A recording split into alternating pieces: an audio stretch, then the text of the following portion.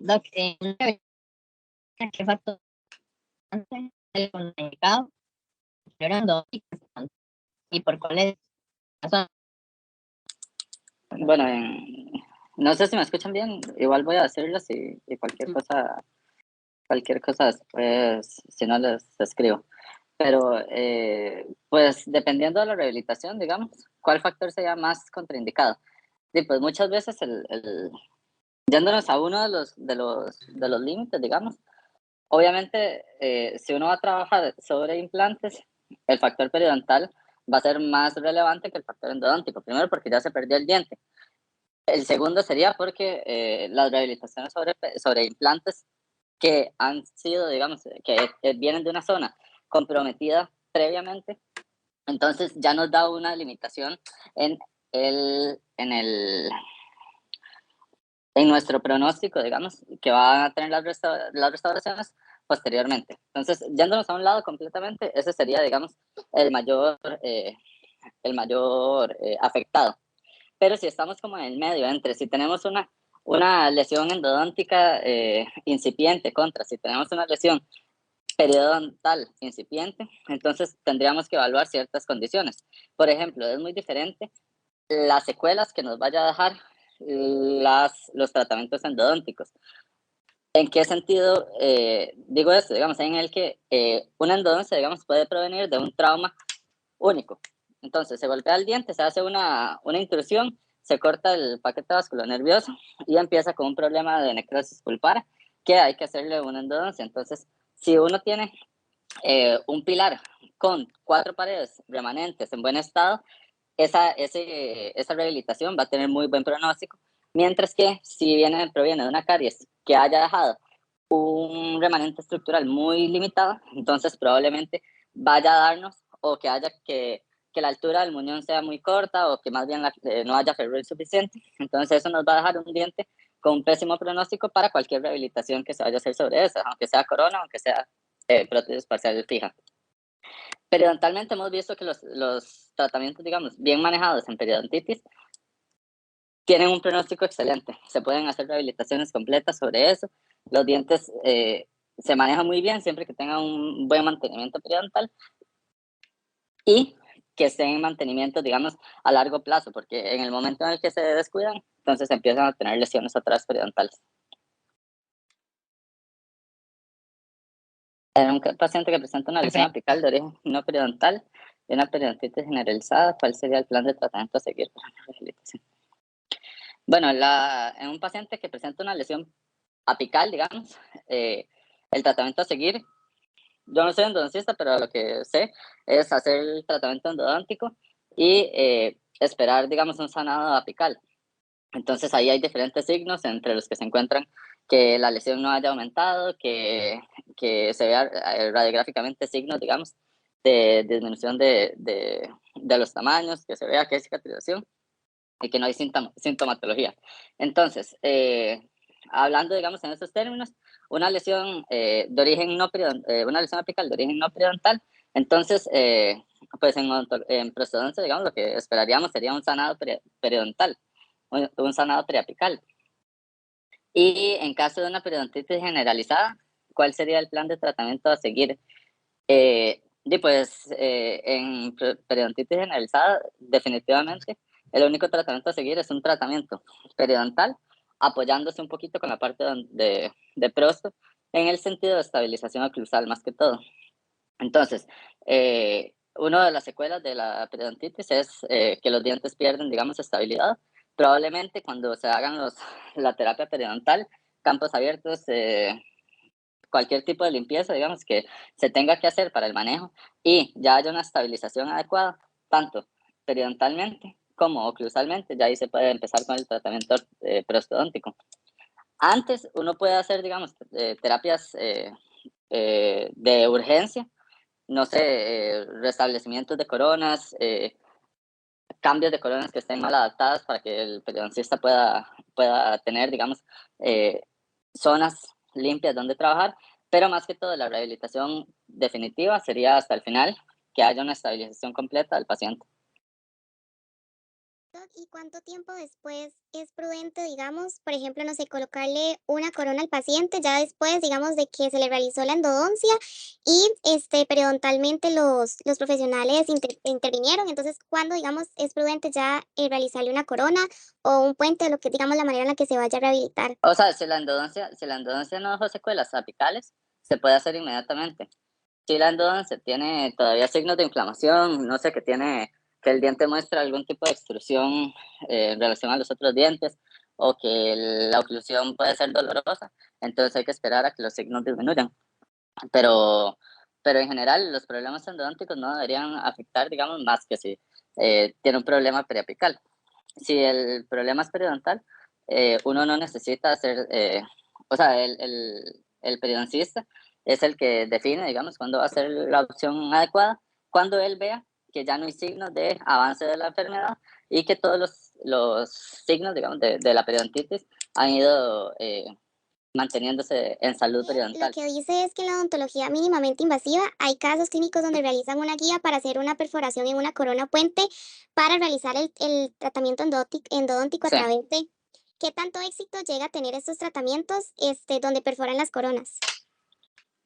La verdad no me sé el dato específico, digamos, pero eh, se puede, se puede pensar, digamos, eso en dos maneras. Si uno hace una perforación que vaya a debilitar completamente los bordes de la corona, entonces no sería prudente hacer eso porque se está comprometiendo entonces una parte básica de una corona que es el ajuste.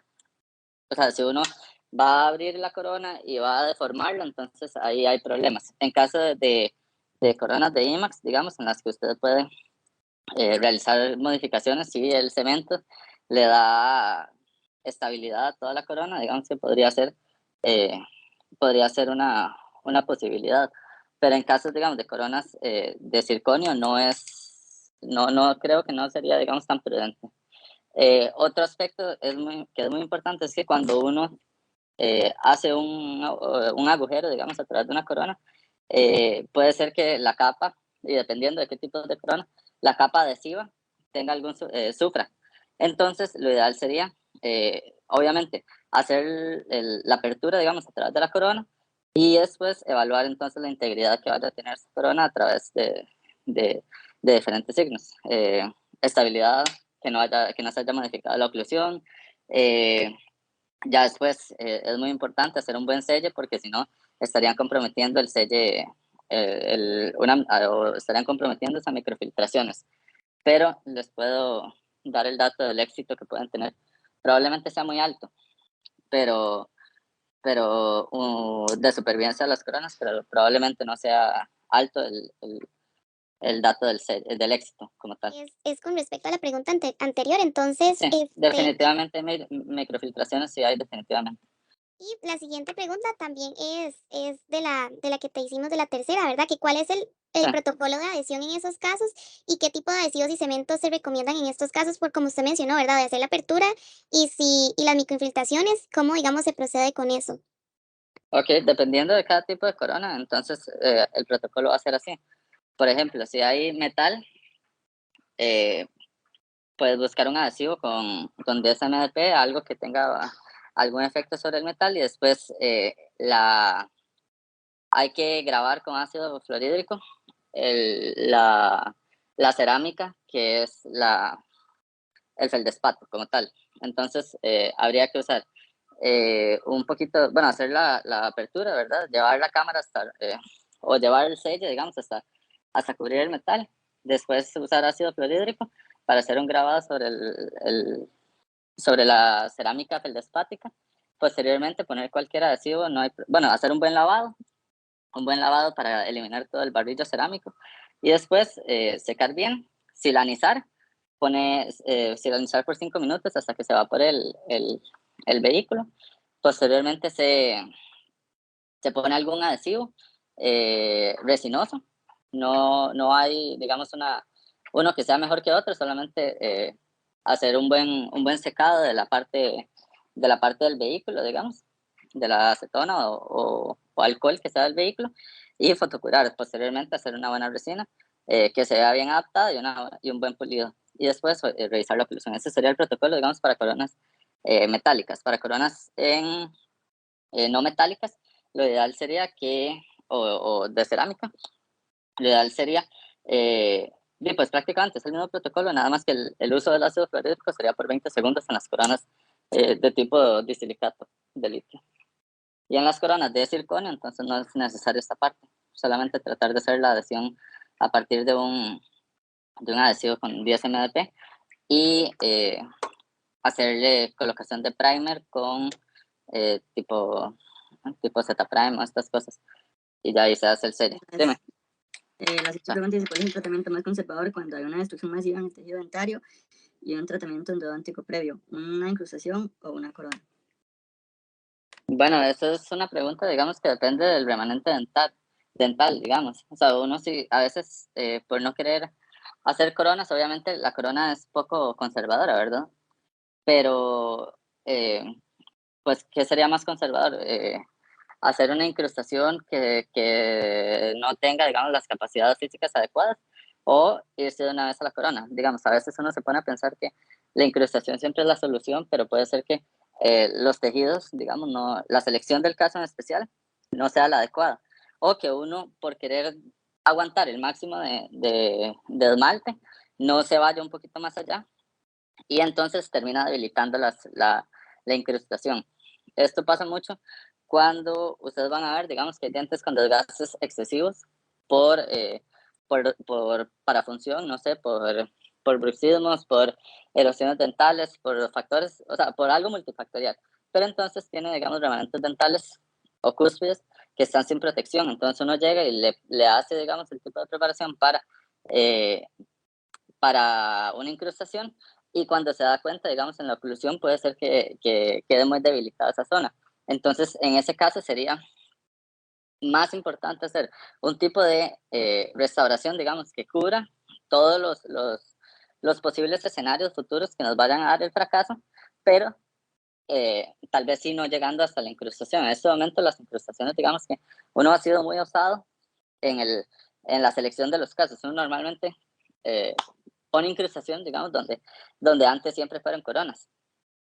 Pero en este momento definitivamente sí es mejor poner una incrustación donde hay tejidos, digamos, buen esmalte en 360, donde uno puede manejar bien el aislamiento para que no se nos contamine a la hora de cementar, mientras que en un caso, digamos, que ustedes nos están diciendo como destrucción masiva de tejido dentinario, probablemente muchas de estas destrucciones masivas de tejidos dentinarios se tienen que manejar con corona. Pero también hay limitantes para la corona. Digamos, uno puede usar incrustaciones que son solamente como tipo overlays, aunque sean grandes, pero de tipo overlays, mientras que en corona uno ya no puede simplemente hacer la línea de preparación para devolver esta altura, digamos, de preparación. Entonces es algo, digamos, muy de cada caso, pero definitivamente lo más conservador siempre sería una incrustación, que es donde uno no va a tener que quitar más tejido, digamos, que en realidad está sano. Pacientes que tienen puentes y movilidad por trauma oclusal, ¿cuál sería el mayor desafío a la hora de rehabilitarlo con una técnica mínimamente invasiva? Ok, en pacientes que tienen puentes y movilidad por trauma oclusal. Entonces, obviamente, lo primero sería hacer una evaluación periodontal. Entonces, ver que no haya un trauma asociado a periodontitis. Si hay trauma asociado a periodontitis, entonces se tratan los dos aspectos de una vez. Se elimina el trauma y se empieza con un manejo periodontal real. Ahora, si no está asociado a periodontitis, lo ideal siempre, pues, de las escuelas, digamos, de oclusión de las que nosotros venimos, lo ideal siempre sería darle una estabilización oclusal con esquemas de oclusión estables estables, digamos, para eliminar las interferencias en los movimientos. Entonces, eso sería como si fuera la filosofía eh, de tener, digamos, una oclusión céntrica, digamos, con todos los contactos en posterior y mejorar entonces los contactos o las guías anteriores, promover las guías anteriores y las guías caninas. Entonces, en un paciente, digamos, que tiene muchísimos puentes y algún tipo de movilidad oclusal, lo que yo buscaría sería empezar por darle ese tipo de esquemas. Contactos posteriores, digamos que cuando uno cierra la boca, idealmente en céntrica haya una oclusión, digamos, en toda la zona posterior y que haya la mínima oclusión en la zona anterior. Y que movimientos entonces se inicien con contactos. Uno puede hacerlo solamente, digamos, en los caninos, o puede hacer que los contactos sean distribuidos, digamos, en una guía, en una función en grupo.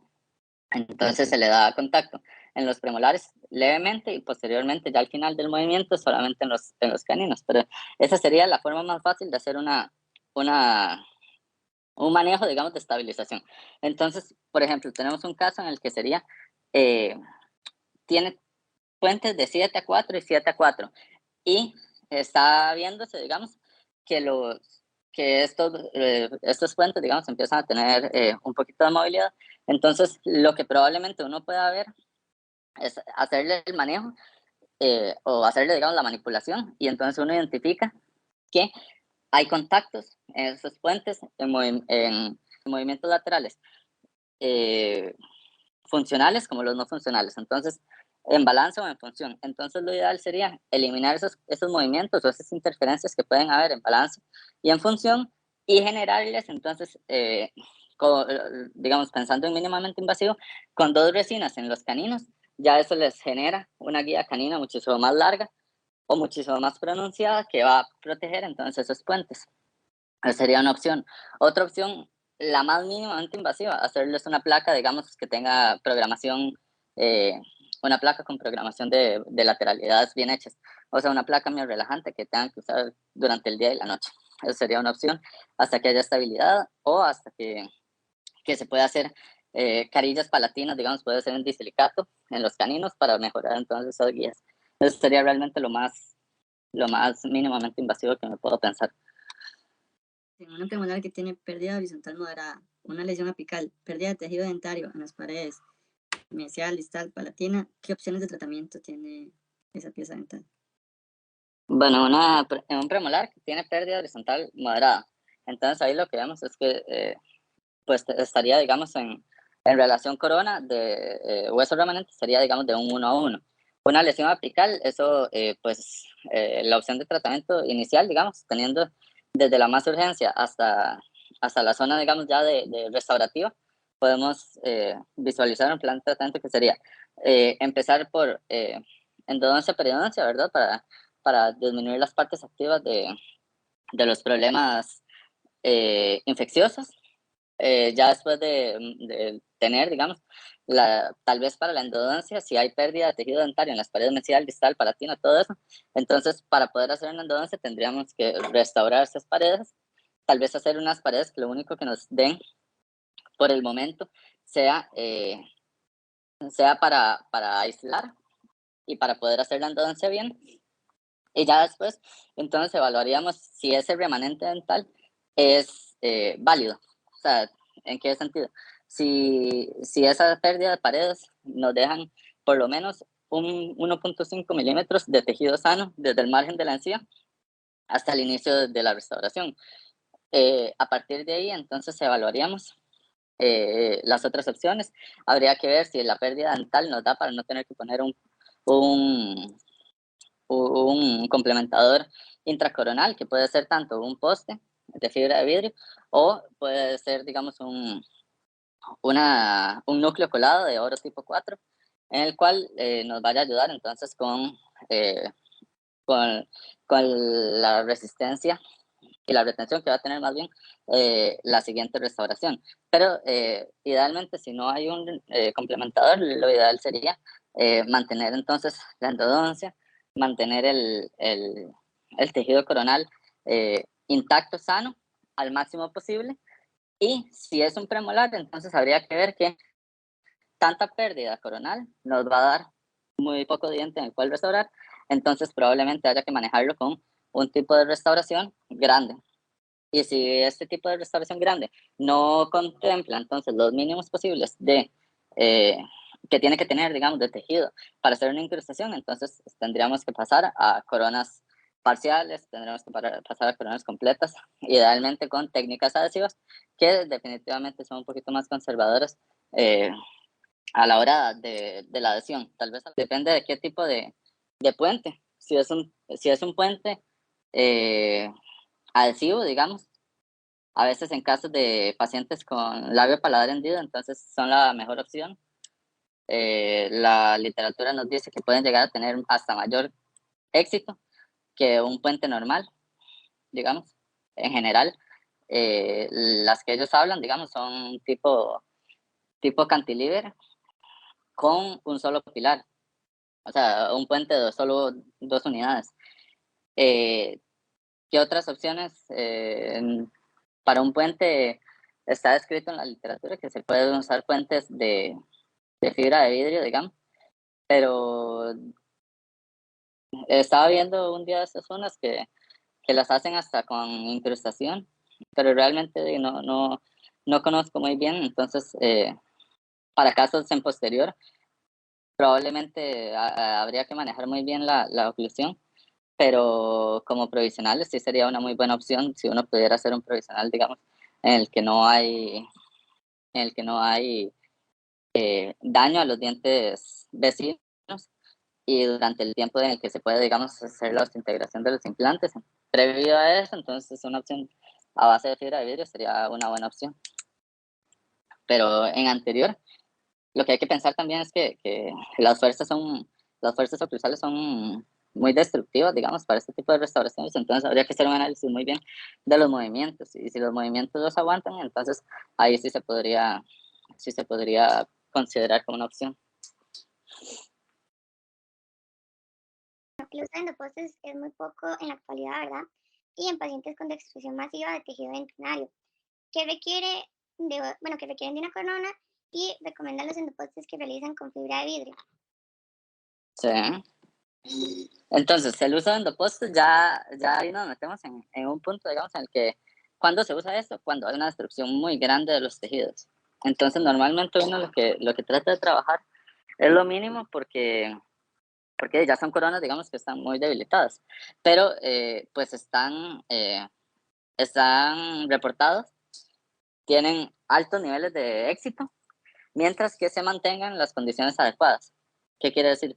Que se mantengan el ferrule adecuado, que el poste sea lo más, que el poste compense, digamos, la mayor cantidad de espacio en el lumen de la endodoncia, y que en su cementación entonces se mantenga como si fuera un monocuerpo, digamos, con los diferentes sistemas adhesivos. Entonces lo ideal sería, lo que se quiere de un endoposte es que retenga el muñón que uno va a restaurar, y a su vez retenga una corona. O sea, el poste no va a dar resistencia al diente, y hasta más bien puede ser que se fracture adentro, y eso pueda comprometer un poco más la restauración. Pero el poste es una herramienta válida, es una herramienta que se usa actualmente, y es una herramienta que yo consideraría que no va a desaparecer, digamos, prontamente.